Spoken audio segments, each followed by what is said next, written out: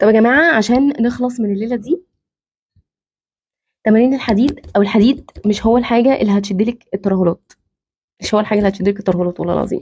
عارفة ليه؟ عشان الحديد هو مش سحر، والحديد هو جزء من تمارين المقاومة اللي بيشد الترهلات. المقاومة، تمارين المقاومة بكل انواعها بقى، بكل انواعها. حديد، بودي ويت، وزن جسمك، اساتك مقاومة، بيلاتس، بكل انواعها.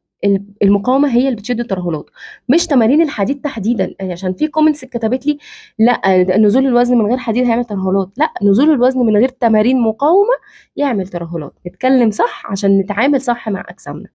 فنزول الوزن من غير تمارين مقاومه يعمل ترهلات. طب انا اختار انهي نوع من تمارين المقاومه؟ احدد هدفي من التمرين، احدد طبيعه جسمي، اشوف الامكانيات المتاحه ليا ايه، بعدها بحدد انسب نوع تمارين مقاومه ليا. غير كده بلح، مفيش مفروض، مفيش لازم، في المناسب ليا ولجسمي. اتفقنا؟